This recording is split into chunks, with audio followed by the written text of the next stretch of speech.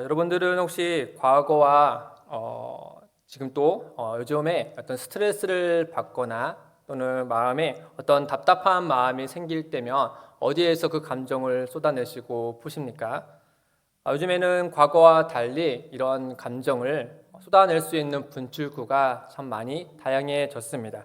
어떤 사람은 익명의 커뮤니티에 가서 자기의 글을 올리거나 또는 댓글을 쓰거나 또 어떤 사람의 글에 공감함으로 인해서 그 감정을 잠시나마 잊기도 하고 또 어떤 사람은 자기 SNS에 사진을 올리거나 글을 올리거나 또 누군가가 자기의 그 글에 공감을 눌러주면은 조금이나마 이렇게 마음이 사그러지는 것을 경험하기도 합니다.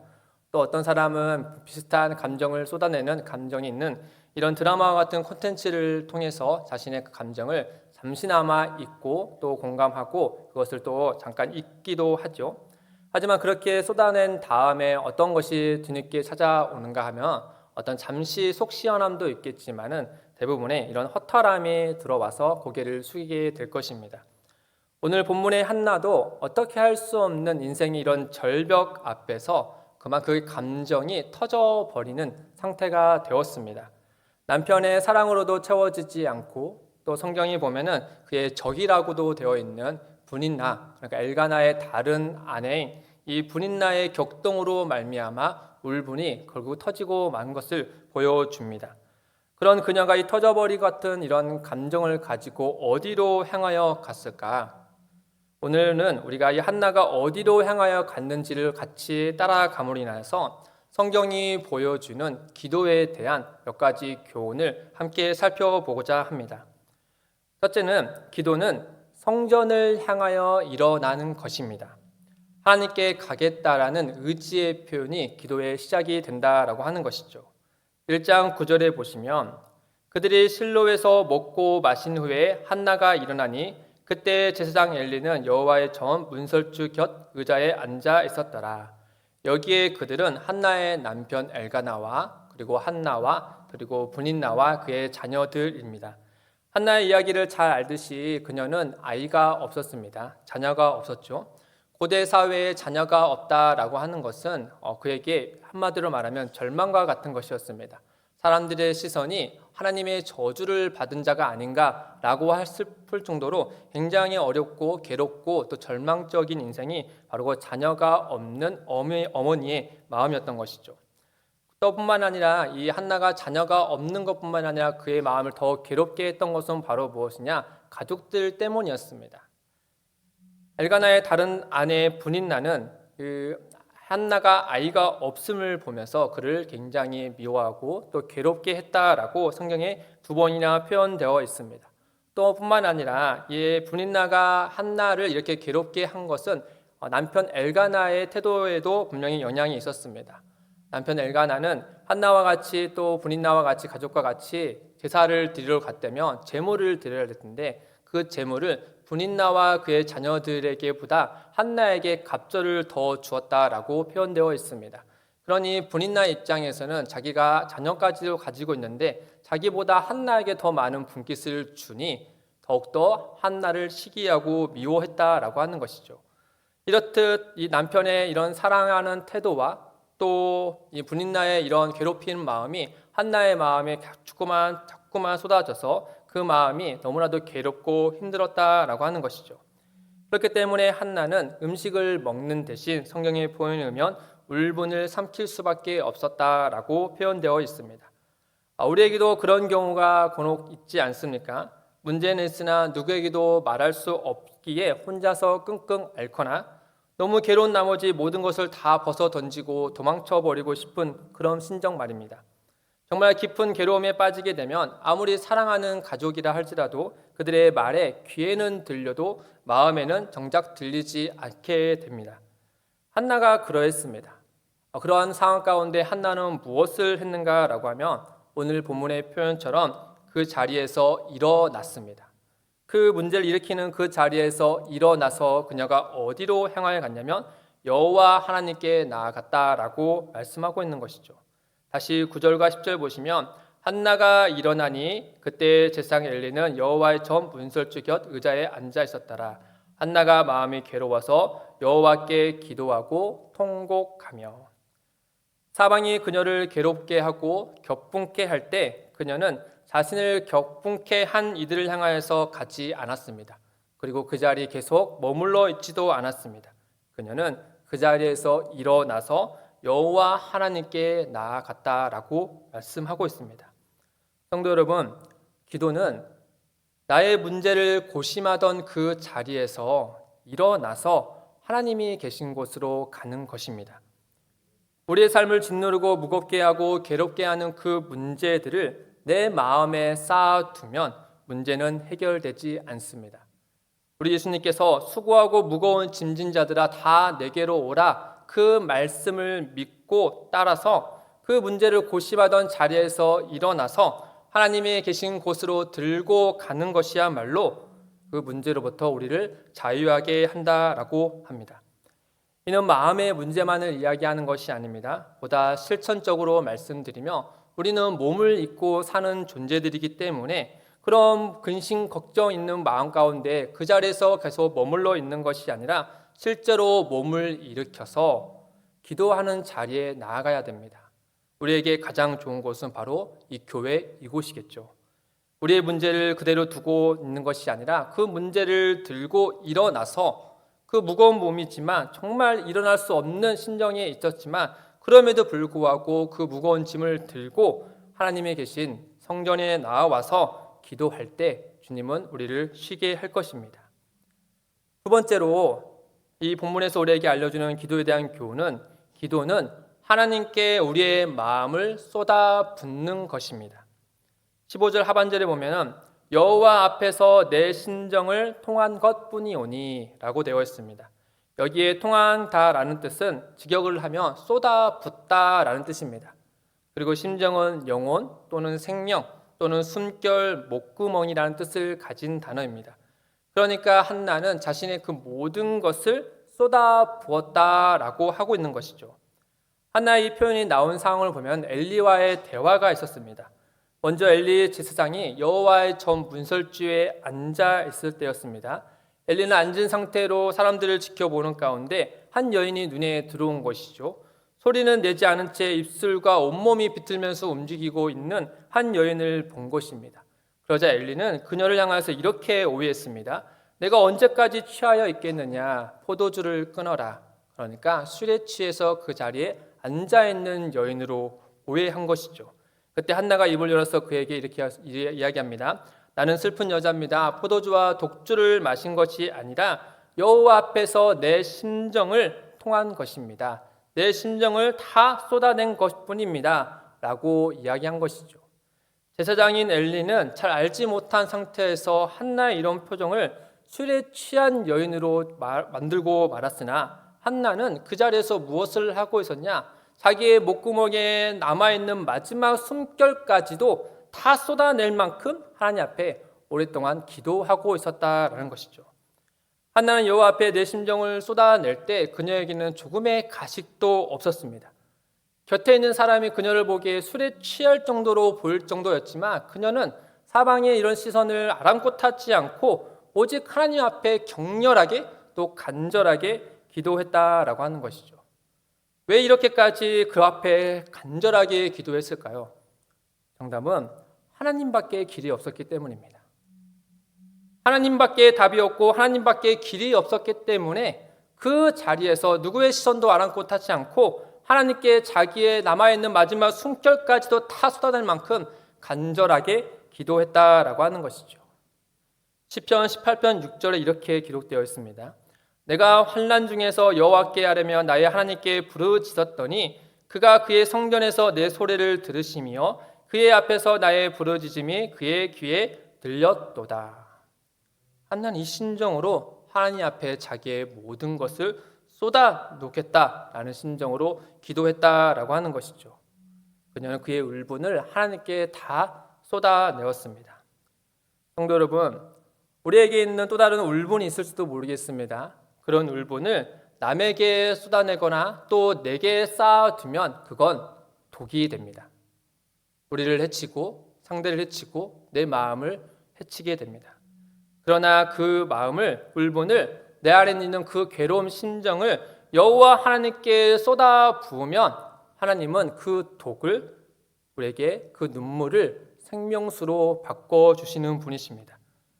그러니 독이 있는 곳으로 향하지 마시고 우리 주님께 더 가까이 나와서 하나님께 우리의 마음을 쏟아내시길 바랍니다. 마지막으로 여기 본문에서 알려주는 세 번째 기도는 하나님의 뜻을 따르겠다라는 믿음의 행동입니다. 하나님의 뜻을 따르겠다는 믿음의 행동이 바로 기도인 것이죠. 처음에 한나를 오해했으나 이제 한나의 간절함을 듣는 엘리가 한나에게 이렇게 말해줍니다. 17절에 평안히 가라. 이스라엘의 하나님이 내가 기도하여 구한 것을 허락하시기를 원하노라. 그러자 한나는 엘리의 이 말을 하나님의 응답으로 믿고 이렇게 고백을 합니다. 이르되 당신의 요종이 당신께 은혜 입기를 원하나이다 하고 가서 먹고 얼굴에 다시는 근심빛이 없었더라. 한나를 둘러싼 상황은 변하지 않았습니다. 기도 후에 내려가도 그 가족들이 그대로 있었겠죠. 여전히 자신에게 적대적인 분나를 볼 것이고 또 엘가나를 볼 것이고 또 아직 여전히 자녀를 가질 수 있을지 없을지 모르는 상황입니다. 이처럼 하나를 둘러싼 환경은 전혀 변한 것이었는데 무엇이 변했느냐? 기도하러 올라가기 전에는 그는 먹지 않고 울분을 삼켰는데 이제는 먹습니다. 그리고 그의 얼굴에 근심빛이 사라졌다라고 표현되어 있죠. 원통감과 격분됨이 그의 얼굴과 온 마음과 심정을 삼켰으나 이제는 그 모든 것들이 짐이 다 풀어져 떨어진 것처럼 평안함이 그의 몸과 그의 마음을 둘러쌌다라고 하는 것이죠. 그렇지 무엇이 그녀의 둘러싼 이 근심빛을 사라지게 했을까? 상황은 변하지 않았고 자식도 바로 생긴 것이 아니니 어쩌면 응답의 결과가 그녀의 근심을 사라지게 한 것은 아닌 겁니다. 또 사무엘서의 엘리 제사장의 태도와 평가를 볼 때 그의 말과 그의 건세 있는 말 한마디가 그녀의 근심빛을 사라지게 한 것도 아닐 것입니다. 그렇다면 도대체 무엇이 그녀의 근심빛을 사라지게 했을까? 한나의 근심빛이 사라지게 된 이유는 바로 무엇이냐? 문제가 해결되었기 때문이 아니라 그 문제를 해결해 주시는 하나님을 만났기 때문입니다. 문제가 해결되지 않았습니다. 그러나 그 문제를 다루시는 하나님을 그 자리에서 그녀가 만났기 때문에 그의 얼굴에 근심빛이 사라졌다라고 하는 것이죠.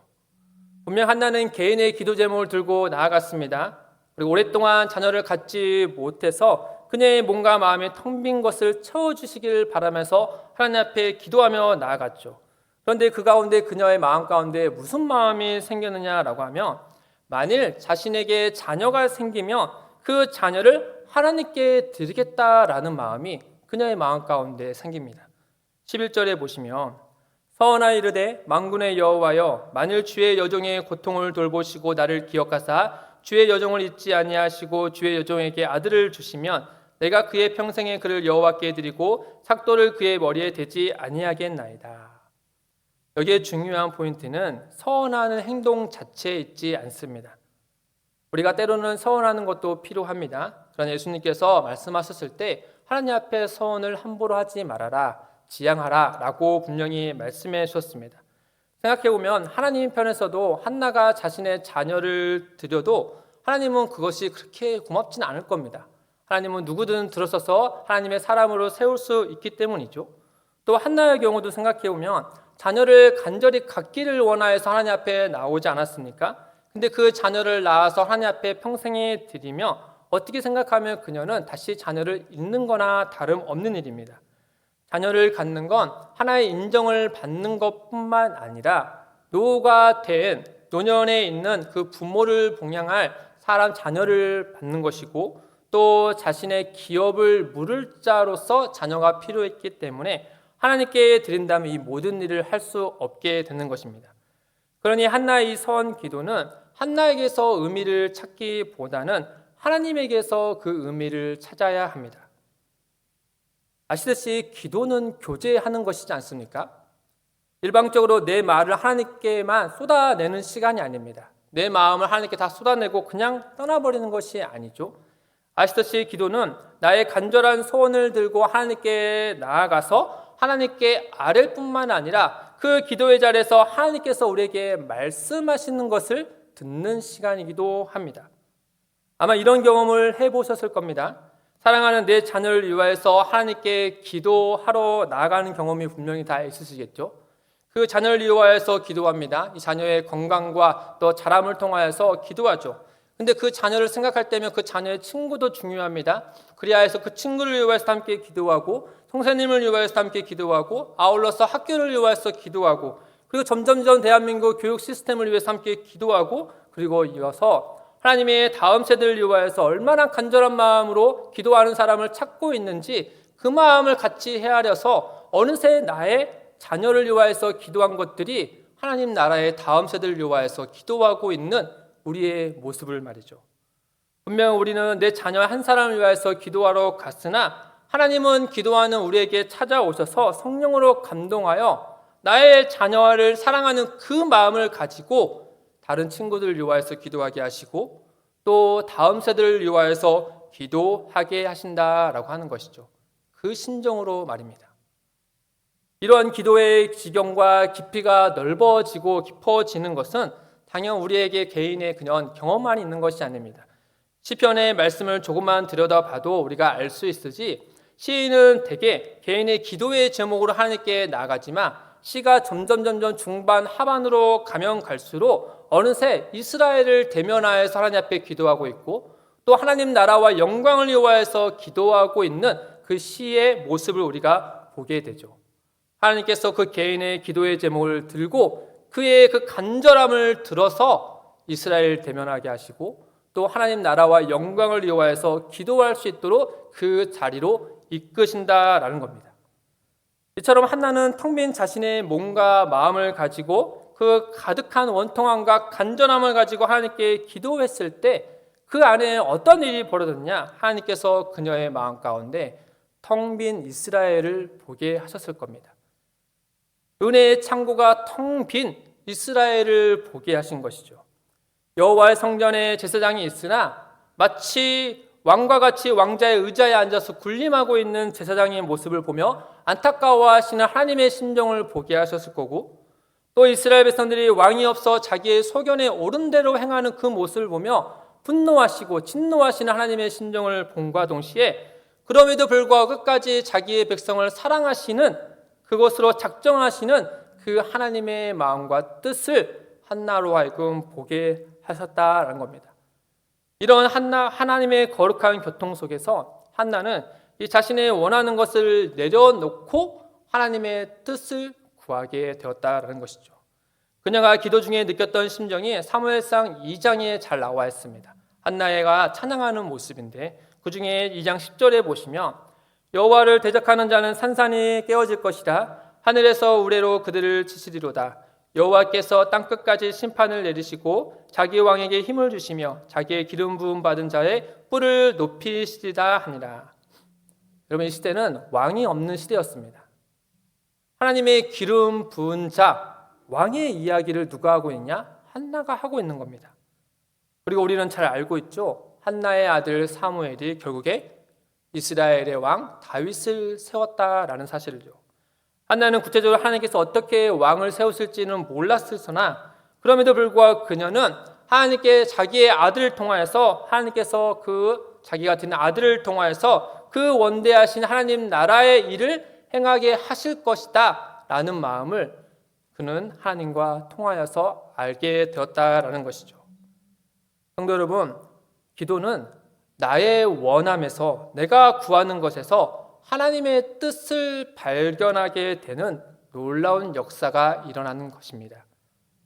설령 나의 상황은 변하지 않더라도 하나님께서 일하심과 뜻하심을 발견하게 됨으로 인하여서 그동안의 근심의 빛이 사라지게 되는 그런 놀라운 역사가 기도의 자리에서 일어나게 되는 것이죠.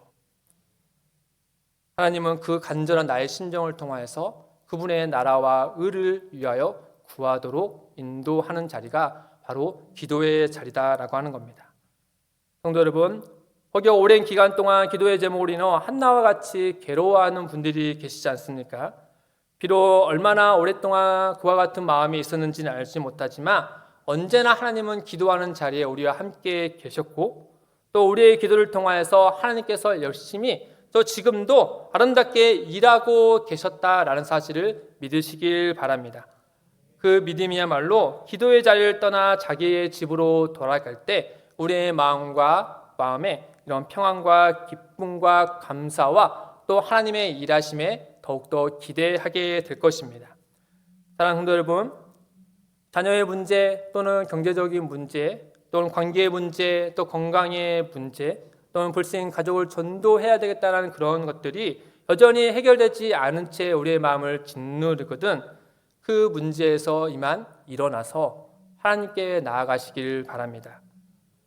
마음의 괴로움에 쌓일 때면 다른 곳에 가서 쏟지 마시고 하나님께 쏟아 부으시길 바랍니다. 하나님은 그 마음을 들어서 하나님의 크신 나라와 뜻을 이루하여 사용하실 것입니다. 악조차 선으로 역사하시는 그 하나님을 신뢰함으로 기도의 자리에 나아가시길 주님의 이름으로 소망합니다. 같이 들은 말씀 생각하면서 함께 기도하기